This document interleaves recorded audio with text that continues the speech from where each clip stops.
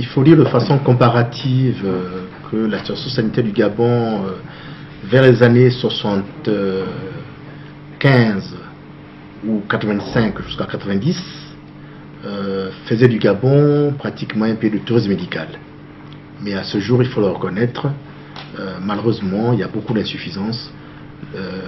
L'action sanitaire au Gabon a périclité un tout petit peu et cela témoigne bien sûr malheureusement de non-suivi, mais aussi cela indique l'engagement du chef de l'État pour améliorer la situation sanitaire au Gabon.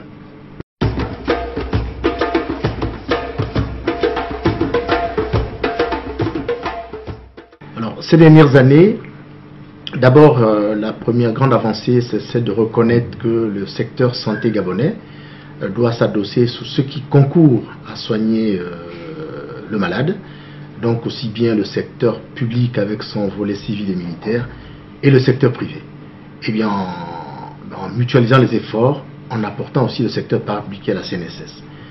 Et cette avancée aussi repose sur la mise en place des structures, d'infrastructures de qualité, l'hôpital militaire dans le secteur public volet militaire, mais aujourd'hui avec l'hôpital Angonje, l'Institut de cancérologie, et le centre hôtel de Libreville qui est l'hôpital universitaire de référence. Donc de ce fait aussi, la CAN nous a permis d'acquérir certaines structures sanitaires, notamment les centres de santé médico-chirurgicaux de Ngoni et de Bongoville, et mandat qui est en voie qui est en construction actuellement.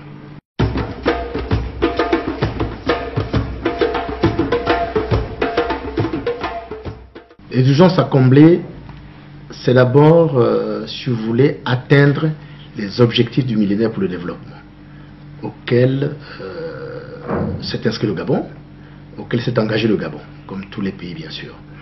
Et de ce fait, de lutter contre la mortalité maternelle et infantile, mais aussi lutter contre le VIH-Sida, la tuberculose et le paludisme. Pour cela, le gouvernement, le chef de l'État, a instruit de renforcer la lutte contre le sida, la tuberculose et le paludisme, mais aussi la mise en place d'un plan d'urgence spécifique pour réduire la mortalité maternelle, infanto-juvénile et bien sûr de l'adolescent. Et il nous a instruit de restructurer les hôpitaux d'arrondissement, les hôpitaux départementaux, en s'appuyant essentiellement, surtout, sur la prise en charge de la mère et de l'enfant. L'autre urgence, on ne connaît pas les résultats tout de suite, c'est la mise en place d'une médecine préventive de pointe, en commençant par les fondamentaux, l'éducation sanitaire, qui va aller depuis le scolaire jusqu'au supérieur, mais aussi en passant par la médecine communautaire. En termes clairs, nous devrons exiger au Gabon que tout Gabonais ait sa carte de vaccination, comme partout ailleurs. Cela va nous permettre d'avoir un indice de protection sanitaire, de protection contre les maladies les plus connues du programme élargi de vaccination.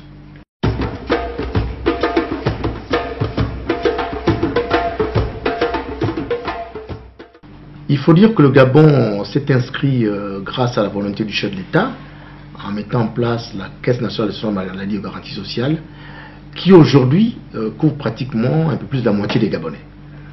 Et cette CLAMGS, c'est un élément de sécurité pour la santé publique parce que de plus en plus, nous recevons nos malades avec moins de difficultés car la prise en charge est d'ores et déjà assurée. Et la salutation, la CLAMGS aujourd'hui, c'est surtout sur le sida. Nous sommes, parmi les pays africains du sud du Sahara, l'un des pays qui prend en charge complètement, malheureusement, nos compatriotes séropositifs. Ceux depuis le diagnostic, depuis le bilan, qui est pris en charge par la CLAMGS, et aux soins gratuits. Tout Gabonais, malheureusement atteint par le VIH-Sida, a le traitement gratuit. Donc voici un apport de la CLAMGS, aussi bien dans le bilan, le diagnostic, et dans la prise en charge thérapeutique.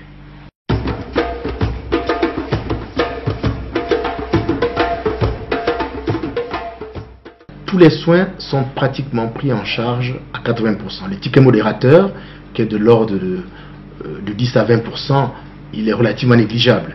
Mais nous sommes quand même un pays en développement. Cela pose toujours problème. Et le chef de l'État s'est engagé lorsque nous mettrons en particulier ce plan d'urgence, s'est engagé à la gratuité totale des accouchements, par exemple. Il n'y aura même pas de ticket modérateur à payer. Donc, il y a, si vous voulez, il y a des pathologies comme ça hein, qui seront décidées par le gouvernement pour une prise en charge totale, sans ticket modérateur. Donc, et ce sera toujours en s'adossant sur la CNAMGS. Donc voilà là un effort fondamental. Et ça, malheureusement, on n'a pas suffisamment communiqué, moins au Gabon et encore moins dans le monde entier. Je crois que c'est un effort important en Afrique, un effort important au Gabon, que de se soucier de la santé de ses compatriotes par une prise en charge pratiquement entre 80 et 100%.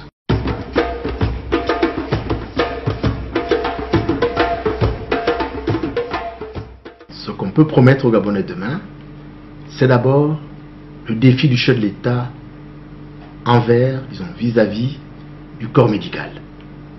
Le chef de l'État est en train de s'investir aujourd'hui pour mettre un plateau technique de pointe sur toute l'étendue du territoire. En commençant par Libreville, avec des secteurs d'excellence, par les hôpitaux universitaires, mais aussi des hôpitaux régionaux.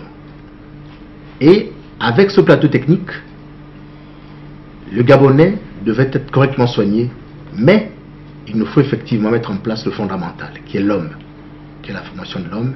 Et aujourd'hui, la rationalisation de la planification de cette formation devrait permettre, encore une promesse, aux Gabonais de trouver dans nos structures hospitalières des spécialistes de santé correctement formés pour prendre en charge leur santé. La communication sanitaire n'est pas suffisante. Malheureusement, les données sanitaires qui se passent par exemple à Mévoul, à Malinga ou à Okonja ne remontent pas à la seconde qui suit à la centrale. Or, ces indicateurs sont importants, sont très importants pour planifier non seulement comment équiper ces structures, mais aussi les médicaments. Ce que nous pouvons promettre aux Gabonais, c'est que demain, la distribution de médicaments sera mieux assurée par des personnes qui connaissent bien la gestion du médicament. Car le médecin, ce n'est pas un gestionnaire du médicament. L'Office pharmaceutique national, qui va devenir l'agence du médicament, devra avoir une gestion autonome, une gestion pratiquement d'entreprise, pour pouvoir aller jusqu'au village, jusqu'au dispensaire, distribuer le médicament.